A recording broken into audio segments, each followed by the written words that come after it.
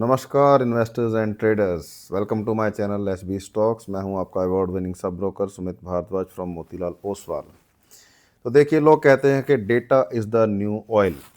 मैं कहता हूं copper is the new gold. दोबारा बोलता हूं, copper is the new gold. अभी नहीं मानोगे, 6 महीने बाद, 1 साल बाद, 2 साल बाद मानना पड़ेगा। ठीक है। तो सोचिए, हम इलेक्ट्रिक व्हीकल्स की बात करते हैं, सोलर एनर्जी की बात करते हैं, 5G इंफ्रास्ट्रक्चर की बात करते हैं। इन सब में कॉमन क्या है? Just one metal, that is copper.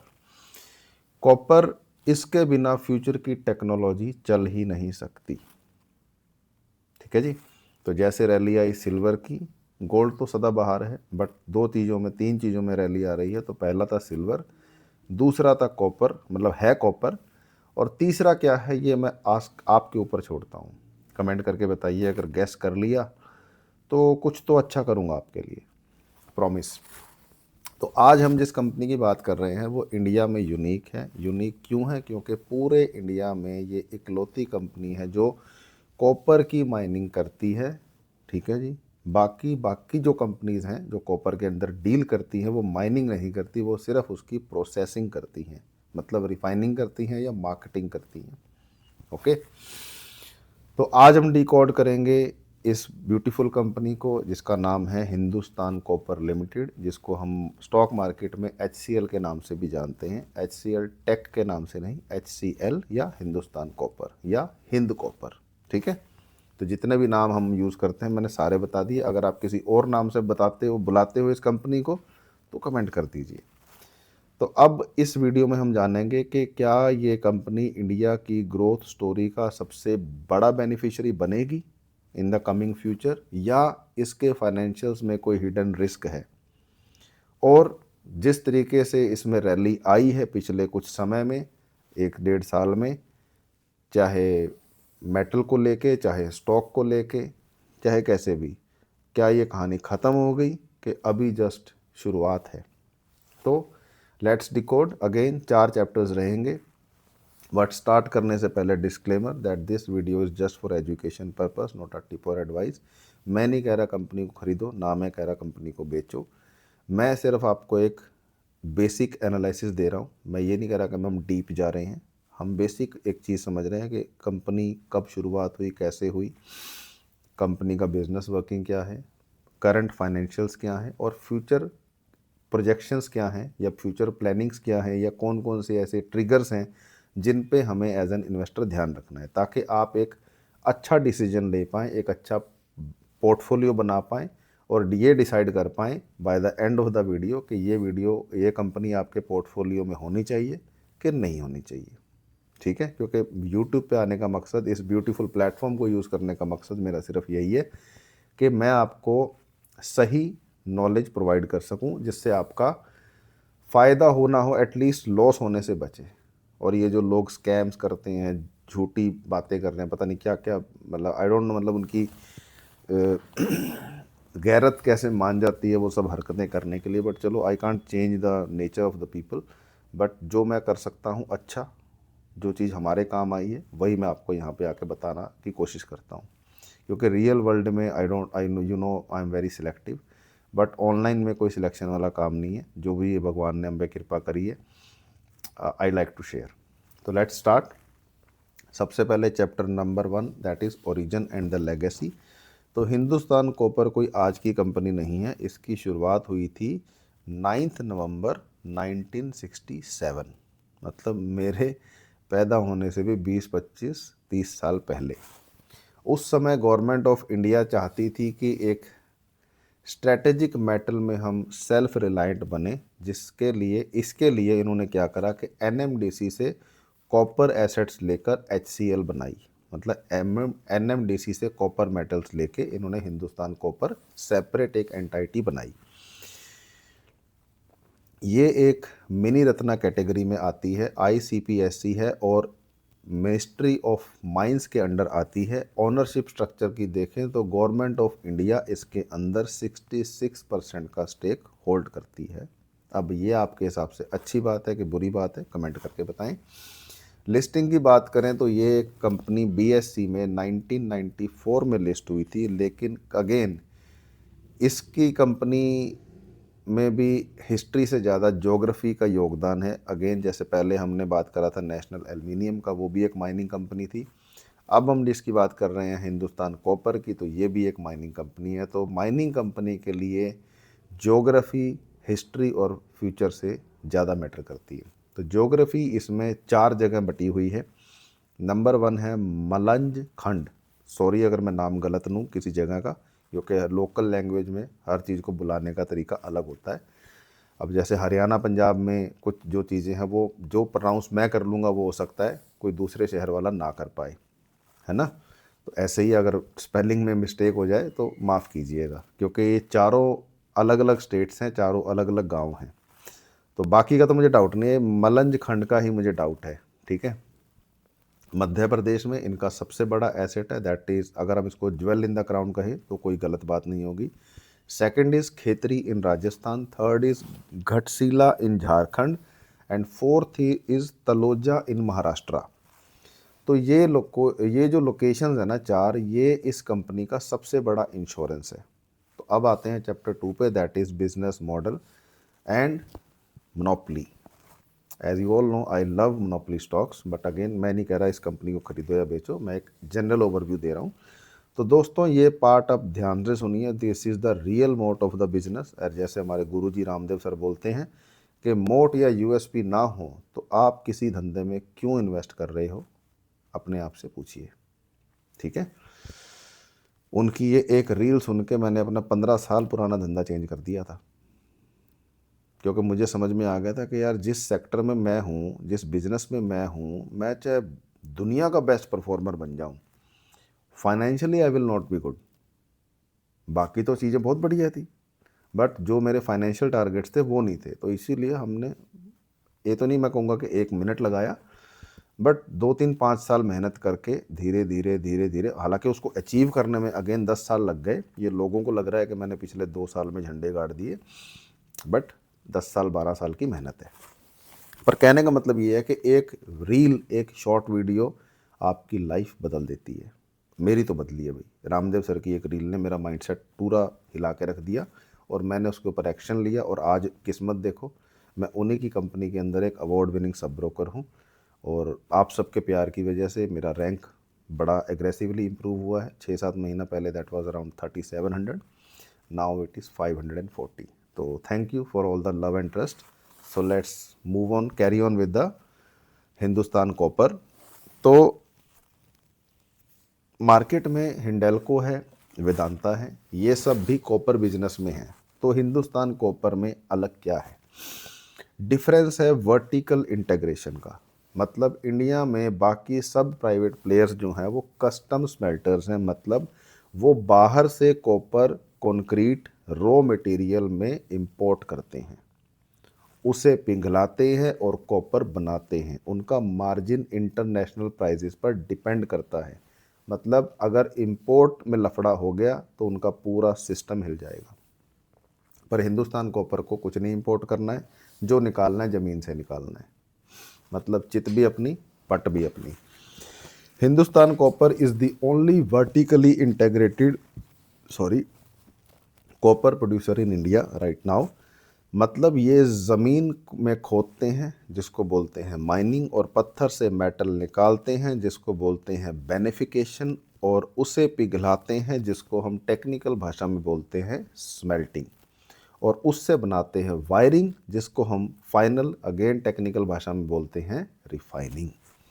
तो इनके पास इंडिया के सारे ऑपरेटिंग कॉपर माइनिंग लीसीज हैं for long long terms, and simple भाषा में इंडिया में कॉपर माइनिंग पर इनकी 100% मोनोपोली है। ये मैं नहीं कह रहा, ये डेटा कह रहा है, यू कैन चेक। तो जब ग्लोबल कॉपर प्राइसेस बढ़ते हैं तो प्राइवेट प्लेयर्स को रॉ मटेरियल महंगा मिलता है, लेकिन हिंदुस्तान कॉपर को फ़ायदा होता है क्योंकि रॉ मटेरियल तो घर का है, and that is their biggest मोट, बिगेस्ट यूएसपी। ठीक है जी। नाउ अब बात करते हैं थर्ड सिचुएशन, थर्ड चैप्टर की, जिसमें हम डिस्कस करेंगे करंट सिचुएशन एंड फाइनेंशियल्स। तो अभी करंट सिचुएशन जनवरी 2026 में प्राइस की हम बात नहीं करेंगे, सेबी ने मना किया है, तो हम बात करते हैं मार्केट कैप की और दूसरी फाइनेंशियल रेशोज़ की। तो market cap is around 30,000 crore के आसपास। फाइनेंशियल्स में एक बड़ा टर्न अराउंड देखने को मिल रहा है पिछले कुछ सालों से। रेवेन्यू की बात करें तो कंपनी कंसिस्टेंटली सेल्स बढ़ा रही है। क्यों? क्योंकि कॉपर के दाम बढ़ रहे हैं, जस्ट लाइक सिल्वर। तो दूसरा, डेप्ट की बात करें तो माइनिंग एक कैपिटल इंटेंसिव बिजनेस है, फिर भी हिंदुस्तान कॉपर ने अपना डेप्ट जो है वो काफ़ी हद तक कंट्रोल में रखा हुआ है। जनरली डेप्ट टू इक्विटी रेशो जो है इस कंपनी की वो रहती है 0.5, तो विच इज़ मैनेजेबल, क्योंकि cash flow is very good. And कहाँ से चीज़ें आएंगी और कहाँ पे जाएंगी, दोनों का रोड मैप बड़ा क्लियर है। तो अब आपको पूछना है कि आपका रोड मैप क्लियर है? एज एन इन्वेस्टर आपका रोड मैप क्या है? क्या खरीदूंगा, कब खरीदूंगा, कितना खरीदूंगा और कब बेचूंगा, ये है आपका रोड मैप। कुछ भी बाय या सेल बटन दबाने से पहले ये चार चीज़ें आपकी पेपर पे लिखी होनी चाहिए, नहीं तो वो बाय या सेल का बटन नहीं दबाना आपने। मैं इस कंपनी की बात नहीं कर रहा, XYZ, ज़िंदगी में कभी भी जब तक ये चार बातें लिखी ना हो बटन नहीं दबाना है, नहीं तो आप अपने लॉस के, अपनी नींद खराब के, अपने जो भी आपके साथ बुरा होगा ड्यू टू इन्वेस्टमेंट्स, उसके जिम्मेदार आप हैं। ओके, अब बात करते हैं पीई की। तो प्राइस टू अर्निंग रेशो अक्सर हाई रहता है इस सेक्टर का, और इस कंपनी का भी हाई है, वो 50+ है। लेकिन याद रखिए माइनिंग कंपनीज और एसेट्स, जैसे हमारे रामदेव सर ने भी अभी रिसेंट एक इंटरव्यू में बोला था कि जो हम सिर्फ एक चीज़ के पीछे पड़ जाते हैं ना, जैसे प्राइस टू अर्निंग रेशो भी, पीई अगर कम है तो मतलब अच्छा है, और पीई अगर ज़्यादा है तो अच्छा है। तो उन्होंने काफ़ी वर्टिकल्स दिखाए थे कि इन चीज़ों की वजह से भी पीई हो सकता है कि पीई ज़्यादा हो बट असल में कंपनी सस्ती हो सकता है कि पीई किसी कंपनी का कम हो बट फिर भी बहुत महंगी हो। तो there are different different verticals, अब आपको वो निकालने आने चाहिए। अब वो तो Shri Shri the legend Raamdeo Agrawal sir हैं, उनको तो वो बातें पता है जो कोई सपने में भी नहीं सोच सकता। तो आपको ये चीज़ें पता करनी है कि आपको पता है या आपके एडवाइज़र को पता है। अब मैं ये नहीं कह रहा कि आप सारा कुछ सीखने जाओ, पर एक काम तो कर सकते हो कि जितना आता है, जितना सीखा हुआ है, उसके हिसाब से तो बेस्ट परफॉर्म करो। ठीक है, तो माइनिंग कंपनीज के जो एसेट्स वैल्यू होती है वो सिर्फ पीई से डिसाइड नहीं होती, वो डिसाइड होती है एसेट्स से, और रिसर्च पर वैल्यू किया जाता है। ठीक है, ना कि सिर्फ अर्निंग पे। अब इसमें चैलेंज ये है, प्रोडक्शन क्वांटिटी, इनके पास माइंस तो हैं पर प्रोडक्शन कैपेसिटी उतनी फास्ट नहीं बढ़ी जितनी की डिमांड है। अब मैनेजमेंट इसको फिक्स करने लगी हुई है लेकिन एक बात मैं और बता दूं कि ये सिर्फ इस कंपनी की माइनिंग कंपनी की इशू नहीं है, ये वर्ल्ड वाइड प्रॉब्लम है। क्योंकि किसी को कोई सपना थोड़ी आया था कि एकदम से सिल्वर और कॉपर की डिमांड इतनी बढ़ जाएगी। किसी को पता होता तो वो चीज़ें बनाते। अब और ये एक आईटी कंपनी तो है नहीं जो कंप्यूटर पे उंगलियां चला के सॉफ्टवेयर बनाना है, या कोई छोटा सा सोलर पैनल बनाना है। It is a huge work. आपको पूरा ज़मीन जाके माइन करना है, खोदना है, बड़ी बड़ी वो माइनिंग मशीन्स चलानी है, हज़ारों लाखों मज़दूर काम पे लगते हैं, फिर जाके कहीं पता चलता है, और वो भी हर बार नहीं पता लगता। फिर उसमें वेदर कंडीशन है, बाढ़ आ गई, तूफ़ान आ गया, अर्थक्वेक आ गया, भगवान ना करे कुछ एक्सीडेंट्स हो गया, इलेक्ट्रिकल प्रॉब्लम्स आ गई, प्लस इसमें ब्लास्टिंग होती है, ब्लास्टिंग कई बार गलत गड़बड़ हो जाती है। तो मतलब there are different different verticals, मतलब it is not an easy job. But again मैं आपको डरा नहीं रहा हूँ, मेरा काम है आपको सच्चाई बताना कि जो भी हो रहा है वो सिर्फ इनके साथ नहीं हो रहा, वो पूरे वर्ल्ड में हो रहा है। वो चाइना में भी हो रहा है, रशिया में भी हो रहा है, या जहाँ जहाँ पे भी माइनिंग होती है, अमेरिका, रशिया, ईरान, जो भी, आई डोंट नो मतलब कहाँ पे होती है। मेरे ख्याल से हर वर्ल्ड, दुनिया में हर कंट्री में किसी ना किसी चीज़ की तो माइनिंग होती है। तो ये सारी प्रॉब्लम्स सारी माइनिंग कंपनीज को हैं, वो चाहे वो किसी भी चीज़ की माइनिंग कर रही हैं, ठीक है। तो वो एक हमें आसरा देता है। जैसे हम अपने इन्वेस्टर्स को क्या बोलते हैं कि जी अगर नुकसान हो रहा है तो हमें ये देखना है कि क्या सिर्फ हमारा हो रहा है या पूरे भारत का हो रहा है, कि पूरी स्टॉक मार्केट का हो रहा है, तो ये निफ्टी सेंसेक्स डाउन है, पूरा सेक्टर डाउन है, तो ठीक है, हम इसमें क्या कर सकते हैं। लेकिन अगर सिर्फ हमारा नुकसान हो रहा है, बाकी सब प्रॉफिट में है, then you have to think.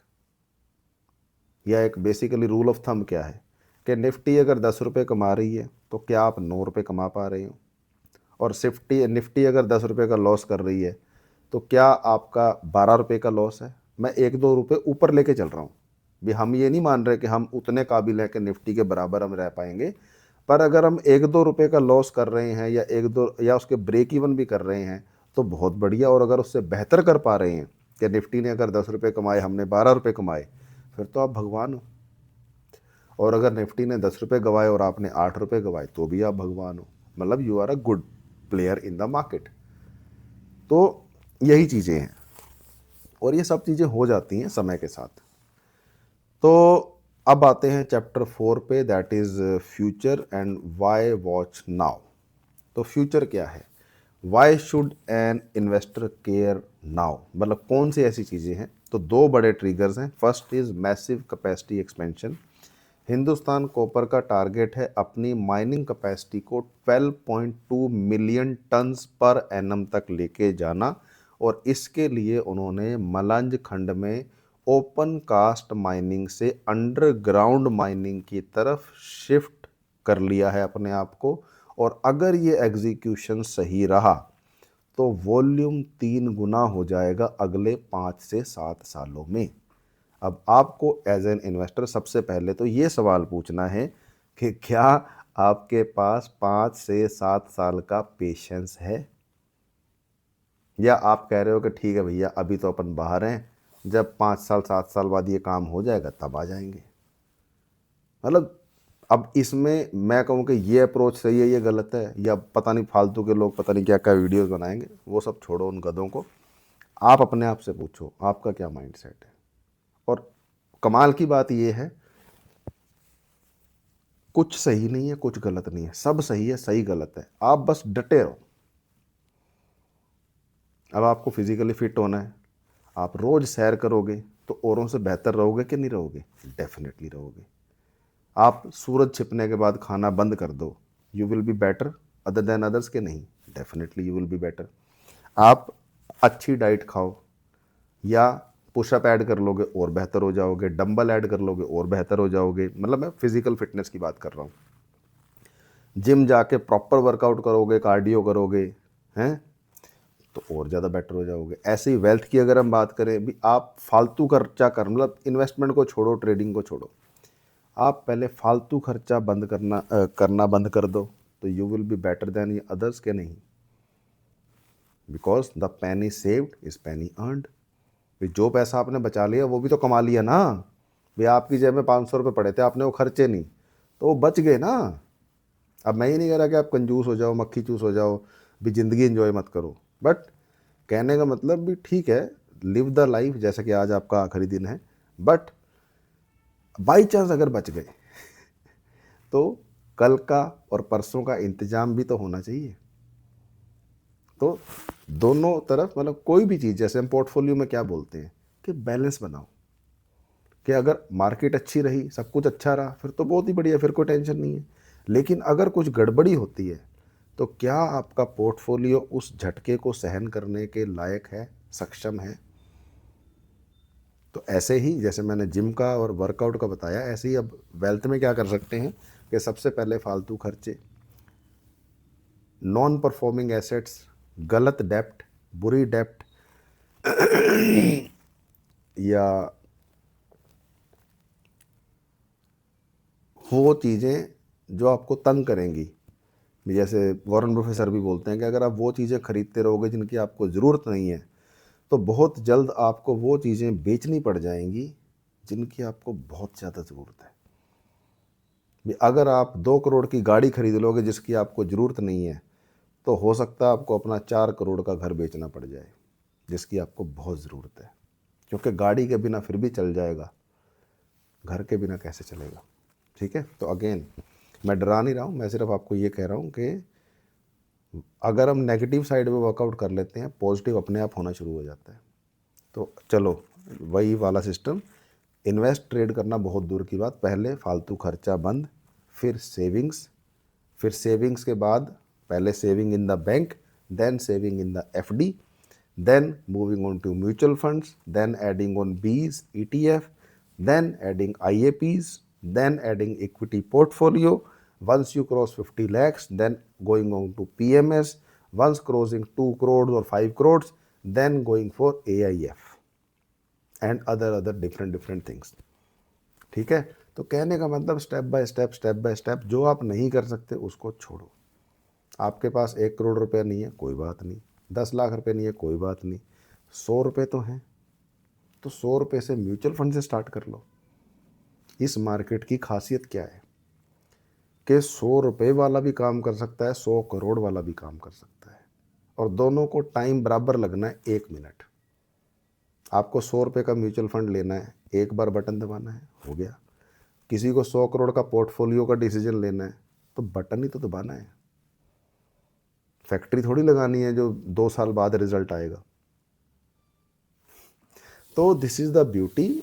अब इस मार्केट को बुरा बोलना, खराब बोलना, नेगेटिव सोचना, देखो सीधी सी बात है, इस कुदरत की खासियत क्या है, यूनिवर्स की, कि जो सोचोगे, जो बोलोगे वही मिलेगा। अब बोलोगे ये चीज़ बड़ी ख़राब है जी, तो वो ख़राब ही है, असल में नहीं, आपके लिए। पर अगर आप बोलो नहीं बहुत बढ़िया, एवरीथिंग इज़ फाइन, तो देख लेना सब बढ़िया होगा। मैं कोई बाबा महात्मा नहीं हूँ, पर ये आजमाई हुई बात है।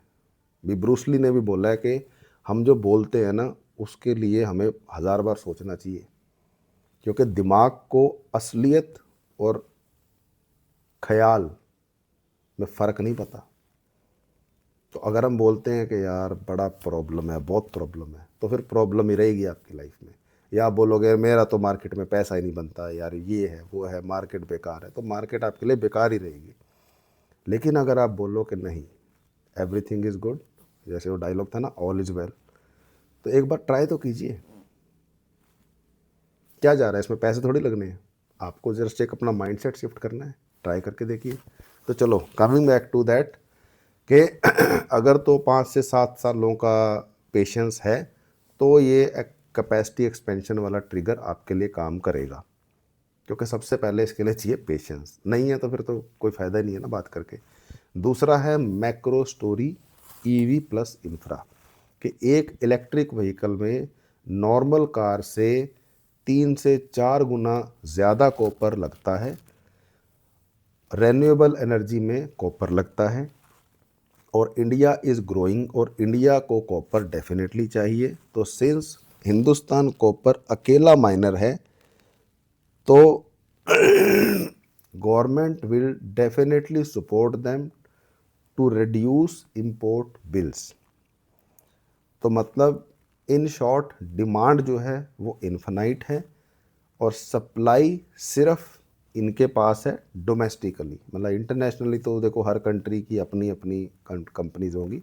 इंडिया में बापू कौन है कॉपर के अंदर, हिंदुस्तान कॉपर। बट अगेन मैं आपको ये नहीं कह रहा कि ख़रीदो या बेचो, डिसीजन लो, स्ट्रैटेजी बनाओ, एनालिसिस करो। ये एक वीडियो मैंने बनाया बेसिक ओवरव्यू, और ज़्यादा डिटेल में जाके पढ़ो। कोई आपके जहन में सवाल है कि जी आपने ये तो बताया नहीं, तो कमेंट करें, डेफिनेटली बताएंगे। क्योंकि क्या है ना, मैं एक ही वीडियो 3 घंटे का बना दूं, वो आप बोर हो जाओगे, क्योंकि ये कोई पिक्चर तो है नहीं, है ना, जो एंटरटेनमेंट मिलेगा। तो आधे घंटे में या 20 मिनट में जो बात हो सकती है वो मैं कहने की कोशिश करता हूँ, और आधे घंटे में एक ही बात हो सकती है, या तो कॉमन सेंस वाली, या फंडामेंटल्स की, या टेक्निकल। तो अभी हमने बात करी है बेसिक ओवरव्यू की। आप चाहते हो कि अगले में मैं सिर्फ टेक्निकल की बात करूं, तो आप टाइप करो Hindustan copper technical.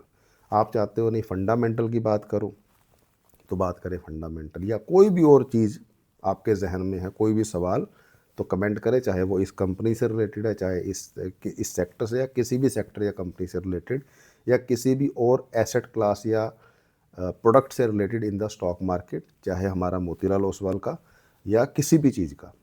I am there to help, I will try my level best, मैं जितना भी ज़्यादा आपके काम आ सकूं। तो हिंदुस्तान कॉपर बेसिकली कोई पेनी स्टॉक नहीं है, ये एक स्ट्रेटेजिक नेशनल एसेट है। अब इसमें प्रोज या प्लस पॉइंट्स क्या हैं? Monopoly in the mining, rising copper prices और गवर्नमेंट की बैकिंग। अब कॉन्स क्या है, मतलब किन चीज़ों का हमें ध्यान रखना है, क्योंकि देखो मेरा काम है दोनों चीज़ें बताना, अच्छी अच्छी बातें नहीं करना, क्योंकि देखो यार मेरे चाचा की कंपनी तो है नहीं, हैं तो मैं भी आपकी तरह एक इन्वेस्टर ही हूँ। तो बट ये है कि भी जो हमने सीखा है वो थोड़ा बहुत यहाँ बताने की कोशिश करते हैं, सिखाने की कोशिश नहीं करते। जैसे लोग बोलते हैं ना, मैं ये सिखा दूंगा, मैं वो सिखा दूंगा, मैं कुछ नहीं सिखा रहा भाई, मैंने तो लिख भी रखा है, we don't teach, we grow wealth, है ना। तो अब इसमें कॉन्स क्या हैं कि एग्जीक्यूशन स्पीड वो स्लो हो सकती है, क्यों? क्योंकि पीएसयू कल्चर, मतलब गवर्नमेंट, तो जहाँ गवर्नमेंट आ जाती है वहाँ पे बहुत सारी चीज़ें आ जाती हैं, तो जिसकी वजह से वो स्लो हो जाता है। और ग्लोबल मेटल प्राइजेस का जो फ्लक्चुएशन है वो काफ़ी ज़्यादा है, क्योंकि कॉपर इज़ नॉट इंडिया पूरे वर्ल्ड का एक मेटल है।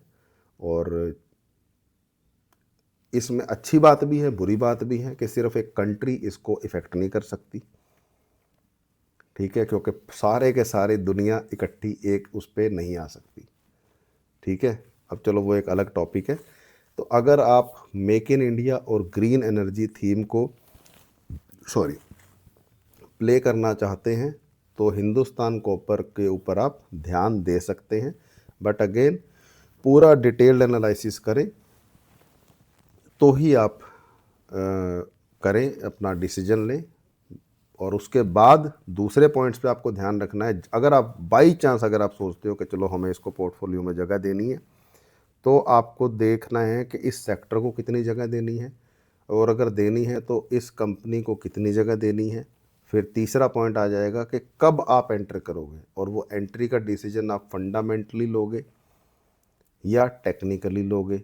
न्यूज़ पे या टिप पे तो लेना मत, ठीक है। अभी मान लो भी ये वीडियो देख लिया, 4 वीडियो और देख लिए, लोगों ने अच्छी अच्छी बातें बोल दी, या किसी फालतू आदमी ने आके बकवास कर दी। जैसे कि आजकल लोग सिल्वर की बातें कर रहे हैं कि ये हो जाएगा, वो हो जाएगा, 50 साल पहले ये हुआ था। मैं कहा बेटा, ना तुमने 2 रुपये कमाए ना 2 रुपये गवाए, क्यों ज्ञान पेल रहे हो? तो छोड़ो। हाँ let's end this video with a disclaimer that this video is just for education purpose, not a tip or advice. See you tomorrow in the next video. और अगला वीडियो किस टॉपिक पे, किस कंपनी, किस सेक्टर या product के ऊपर बनाया जाए, कमेंट करके बताएं। और अगर ये वीडियो अच्छा लगे तो ज़्यादा से ज़्यादा शेयर करें, चैनल को सब्सक्राइब करें। Take care, thank you. भगवान आप सबको अमीर बनाए, हेल्दी बनाए, वेल्दी बनाए। भगवान आप सब पे कृपा करें। Thank you, take care.